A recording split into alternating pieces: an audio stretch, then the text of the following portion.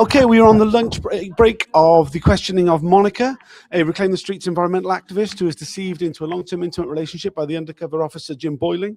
It's been quite emotional. I'm joined by Jay Jordan, who was one of the Reclaim the Streets activists at the same time. You were mentioned quite a few times during her questioning. Yeah, it has been very emotional. There's been a lot about the deceptive, abusive relationship that she had with Jim Boyling, as well as her activism with Reclaim the Streets. We've seen a lot of reports about the RTS street parties that took place. There was one particular one which looked at the March for Social Justice, where Monica got quite emotional about seeing the plan that was meant to be, that she never knew at the time, and how that was disrupted. What did you make of her evidence? Well, I mean, that was quite a shocking moment where she was shown the plan. She was shown this document, which actually she hadn't seen before, and it hadn't been disclosed to her, which I think is not on at all. I think what didn't come out is, clearly, this is the whole political policing thing, that clearly this was a huge moment for the movements, because it was where the Liverpool Dockers, all the social justice movements were getting together with the direct action ecological activists. So it was a really key kind of moment of composition. And I think that was one of the reasons why they really wanted to sabotage it. The plan was to go to the Department of Environment was moving. So I think there was like several huge, it was this thing in Marchmont Street, they had huge buildings, and I think 2 of them were empty and one of them wasn't, but anyway, it was being emptied, and the plan was to squat the empty Department of Environment and say, this is the real Department of Environment. We'd squat it, we'd break off the march, we'd squat it, and then we'd hold a weekend of talks and conferences and parties and culture and so on. And the plan was, we made these beautiful flags that were like 4,000 flags, which were really beautiful, which showed the kind of composition. So the idea was the flags had 3 colors, but you could have 3 versions of the different flags. So it had a lightning strike through it. So if you were predominantly an anarchist, you'd have a black flag, and you'd have a red and a green lightning strike through it, which would be predominantly anarchist, but with a bit of communism and a bit of ecology. But if you're predominantly ecologist, you'd have the green flag with a little black bit of anarchism and communism. It was beautiful. It was a really beautiful idea. And so there was these 4,000 flags, and the idea was these flags would go out, and then suddenly we'd break out of the march, and go to the Department of Environment and have a street party outside it while people were squatting it. There was also the plan to do the night before. We had spent days and days making an Invading Standards, which was a fake evening standard. So I was arrested just the night before with 2 other people. So I spent the whole day in the police cells. So I missed the whole March for Social Justice, although I do remember seeing a riot cop coming in covered in white paint, which anyway. So I think really the reason, and it was the first time really Reclaim the Streets had got mega negative press, and the headline the next day was attempted murder, because there was this whole story of the sound system. And interesting, Jim's saying, I don't know if we're going to get sound system out. The whole story of the sound system pushing through a police line to get out. So the whole thing was constructed so that, and they're saying it in their own statements. They're saying, if Reclaim Streets isn't allowed to do their thing, it will kick off. So in the documents that I think are disclosed, you see a whole debate saying, should we let them do it or not? Yeah, I mean, we did see that actually. We were shown today. There was a really strange sort of bit of police logic where they say it was about the Brighton RTS, where it was rather than there being a static street party, the police forced them to move on, and then it moved around town. There were 80 arrests. There were a lot of flashpoints, and the source comment, which was Jim Boyling's comment, was that it would be much safer and easier to contain a static street party than a moving one. and that because this this police logic that somehow by allowing the street party to happen, you like pull the teeth out of the politics of the event because there's no confrontation, which kind of, I mean, I just belies the sort of the police understanding of these things. That well, if we're not involved, then it's clearly not political. Well, yeah, but also they wanted the headlines. You know, I mean, they wanted the confrontation. They wanted to take the teeth out of the movement. You know, they wanted people to be scared of coming to Reclaim the Streets things because it kicked off. And I think there's a really interesting debate report in one of in some of the documents that were disclosed around the March for Social Justice, which is saying where there's a whole debate whether SDS should tell the Metropolitan Police that they know where it's happening, and this is going to come up later with J18 as well, that how SDS refused to give certain information out for their own like political agenda, yeah, I need to look at those. I need to look at those things. But there's super interesting debate in this one of the documents where they're like, you know, should we let it happen? Should we not let it happen? Should we let it happen? And it's a whole debate with the Metropolitan Police. And I think it's in that document that they say, you know, the uniform will be happy to be off the leash. Is one of the phrases. Yeah, as we know full well, they often are at protests. A lot of the questioning of Monica over the last couple of hours has related to the fact that in the reports, Jim Boyling is talking about the organizational plans for protests, and it's been put to her, well, was this what was meant to happen? What was meant to happen? And she's quite clear, look, I was just attending these protests. I didn't involve myself in the organizational side of things very often. There were occasions where she was an organizer, but a lot of the time she wasn't. And so I simply don't know. I mean, this is what he says. You have to ask other people, and that this is a lot of the sort of the approach of the inquiry, where it sort of assumes the knowledge of whoever the witness is of the inner workings of what the undercover officer is actually doing. And what did you make of that? I mean, you know, what you see with Jim is that he, you know, he's got such, I mean, they all had these fucking huge egos. I mean, I think that's what, you know, they all, you know, they just felt, you know, and we now know that, you know, Jim thought he was God at times. And so you had this sense of Jim pushing up this idea that he was this key organizer in the thing. And, you know, he was mates with all the key organizers, and he did do key organizing things. But as Monica so beautifully put it, you know, at one point she goes, you know, well, how can you call him an organizer? Because he actually disorganized the thing. So he made sure the thing didn't happen. You know, the plan to go to the Department of Environment didn't happen because of his intelligence. I mean, that was interesting, actually, because I mean, one of the things she said was one of the things about him that was like, she was quite proud of him for at the time and thought was like kind of good about him was that he was so calm under pressure. Well, the reality was he wasn't taking any risks. So no wonder he was calm. Yeah. He was calm, and he was always like this. I mean, I never liked him. I didn't. I mean, he was Grumpy Jim for me, and he always had this cold distance. It was an incredibly cold for me anyway. And he took no risks. I mean, I can't remember on the day itself. I think he hired the van for the sound system, if I remember,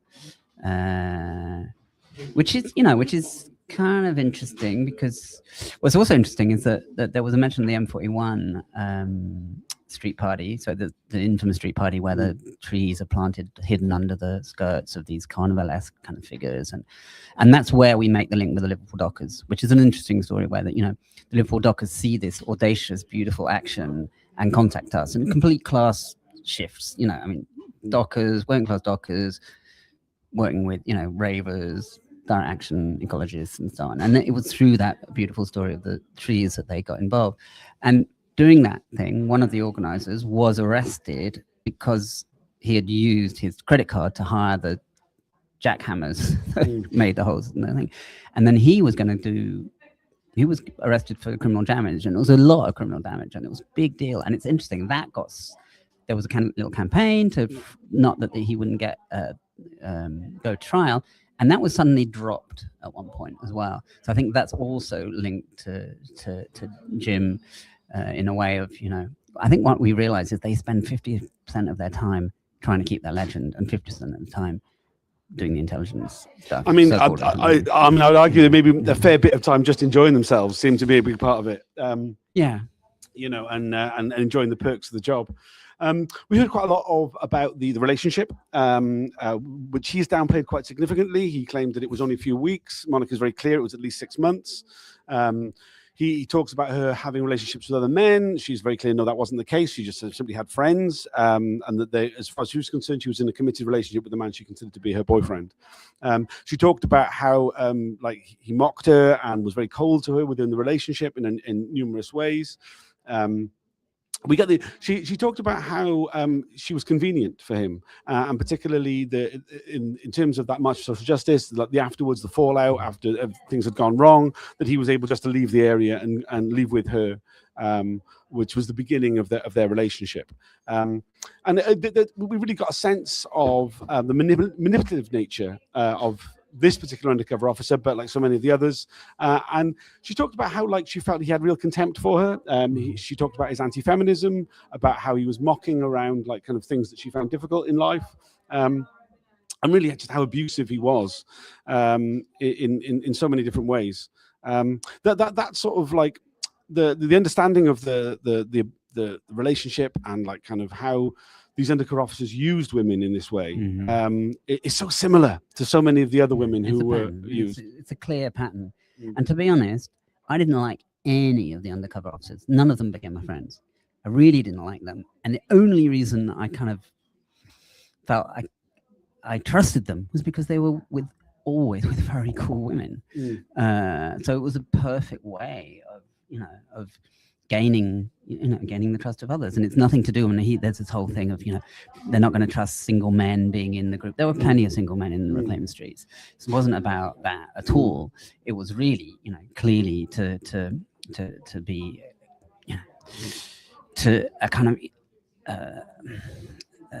of mask and a way of getting other people to trust them, who already had a kind of vibe that wasn't very trustworthy. There are plenty of single men who had completely trustworthy vibes who were there, and none of this lot did.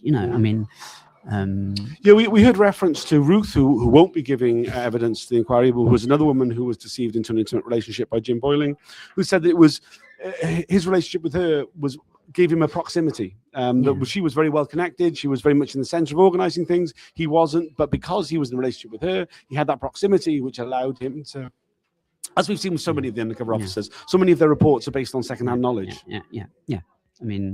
That's totally what was happening. And it was, it was beautiful to see Monica getting angry, and it was great, actually, because it was incredibly powerful. More anger. There should be fucking more anger about this.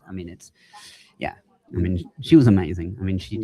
It's so powerful. It was incredibly powerful testimony. Particularly that thing where she talked about the it was in the aftermath of the bit we talked about at the very beginning, the March for Social Justice, and she talked about how the way in which that the triumph of neoliberalism, how like alternatives have been shut down ever since, and that they've limited the options for what is possible in terms of presenting an alternative, and that came across really strongly, and I think it kind of really resonates with this idea that lots of us who've been following the undercover policing inquiry and everything else to do with it for a long time, we've been talking about the idea of a stolen future, about the way in which the infrastructure of repression that is typified by the SDS and spy cops, but also other elements of the state, have robbed whole generations of people from experiencing the future that we could have had. I wrote about that in my statement. I was like, let's imagine a world where they weren't there. Where would have we been? If these, they hadn't infiltrated hundreds of groups and destroyed people's lives. Thousands of groups, destroyed people's lives, and basically criminalized us and demonized us. It's interesting. Monica was brilliant here when it says, Reclaim the Streets, think the car is evil, and also think, big business and the establishment are evil, and Monica goes, well, they're just trying to so another way of demonizing us. And the British. I live in France now, and I've been active in France for the last decade or so. totally different policing. You know, the British police have read their Foucault. They know that you do it through the mind, you do it through the storytelling, you do it through the press. You don't do it through pure violence in the street. French police, they're gangs. They just, you know, try and kill you, basically, and that's why you don't go out. And the British police are brilliant, and especially with the way they use storytelling and the way, I mean, one could do an incredible, you know, media analysis of how they worked with, you know, how the media, you know, Reclaim Streets went from, you know, being this invisible subculture thing to becoming kind of enemy number one by May Day 2000, you know, when you have the headlines going, you know, army on standby for May Day riot the day before May Day, and you're like, well, isn't the army always on standby? Isn't that the point of an army? But, you know, and that begins with the March for Social Justice, actually. And you really see that, you know, with the attempted murder line and Daily Mail stories of people, you know, that we would hijack. I think the Daily Mail talked about, you know, that Reclaim Streets will hijack the Liverpool Dockers March. Yeah, we were working with the fucking Liverpool Dockers, you know, and it could have, you know, if working, you know, if an incredible composition of, you know, of worker struggles and ecological struggles had come together in that moment in 97. Yeah, what would, you know, what kind of ecological movement would we have now? We wouldn't have had, well, yeah, we wouldn't have had the XR disaster. You know, we would have had maybe a true red, green, and black movement that we wouldn't be in the shit where we are now. And yeah, March for Social Justice was a key turning point. It was a key moment. It could have been a key moment. Yeah, and it's tragic. It's tragic, and I just hope that. Yeah, I mean, I don't. Yeah, yeah. As you say, they stole our future, and yeah, and I mean, it doesn't just relate to the sort of the nature of like kind of political organizing or like building movements, but also genuinely in the actual like causes of climate change and the world that we all have to live in. And you know that there's so much more when we talk about what the undercover police destroyed. It's individual lives, but it's also, you know, everybody's a victim. The society at large is a victim of what they did. Yeah, and in a way, it'd be great if that would come through more. Oh, there's the jackhammers, or some really hardcore noise techno going on. Yeah. Apologies for the technical problems in the background. Yeah. I mean, I don't know if that's going to come through. You know, that political policing. I'm worried. You know, especially in a kind of existential individualism or capitalism, that we're gonna, you know, the whole all the stuff that's going to come out of the inquiry is going to be about, you know, the individual, just the individual lives, and it is the individual lives, but it's also, you know, they destroyed movements and they destroyed a potential, you know, to, you know, to really transform society in a positive way, and of course that's the role of the state. You know, I mean, that's what the state does. That's their job. So of course they're not going to, you know, go, oops, our political police operations were political. But, sure. There's a lot more to come in terms of the questioning of Monica. We'll be back for this afternoon session. Though the relationship with Jim Boyling was only 6 months, her involvement with Reclaim the Streets was much more. Tomorrow we'll be hearing from Roger Geffen and GRD, who were also involved with Reclaim the Streets. Rosa, who was meant to be giving evidence on Thursday, who was deceived into a much longer term sexual relationship, intimate relationship with Jim Boyling, which resulted in her having 2 children by him, won't be giving evidence now. So there is no hearing on Thursday. We hope that Rosa will be back at a later date to give evidence. I don't know if that's going to be the case. It's unclear whether the chair will allow that to happen. In the past, he has dropped witnesses that haven't gone ahead at the timetable of his choosing. In other cases, people have been moved around. We wait and see. Is there anything else you'd like to add about what we've heard so far today? I mean, you know, no, I think it's, you know, there's always this, you know, you see, you know, you see us through the police eyes, which is always interesting, you know. So you see the references to the squatted squats. You see the references, you know, you see this idea of sex, drugs, and crime, and here we are in the fucking middle of the financial district, sex, drugs, and crime. They know about sex, drugs, and crime. It's not just this kind of demonizing view of the activist movement, and this kind of assumption that some of the activists are all, polyamorous and having sex with each other, and that kind of came through a bit this as well. And it's all it's a very insensitive line of questioning, right? I was a bit like, why do we need to know this? And it's not really important. I mean, I guess the point of it, and I agree, it's gross and insensitive, and I really wish they wouldn't. But I think the reasoning for it, I mean, not to defend it, but the reasoning, the theory behind it is that they are speaking to points that have been made by Jim Boyling in his written statement, where he dismisses his appalling behavior as being, well, there were different rules in these environments, and I was just simply fitting in. I mean, it's going to be very strange to see him next week. He will be here next week. We will have 4 days. There's 4 days of questioning booked in. Whether it will go the full 4 days is unclear. I would really recommend people to come along, but aim to come for the first 3 days. I would suggest, because it's unclear if it'll go to the full 4. But there will be. He will be on the stand. We will be able to see him. He will be asked these questions that arising from today. As is always the case, whenever we have an undercover officer giving evidence, I always think to myself, gosh, this is the worst one. And yet again, I'm sure they just keep getting worse. We felt we got to the apex with Mark Jenner before Christmas. I think there's a lot to suggest that there is something particularly misogynistic and particularly gross about the way in which Jim Boyling operated and the way in which he used women. Which, if you met him, doesn't come as a surprise. All right, thanks for joining us. I'll be back again this afternoon. We'll do another video during the break and one at the end of the day. It's going to be a full day today. Yesterday was a bit shorter, but thanks for joining us, and see you all in a bit. Thanks, Tom.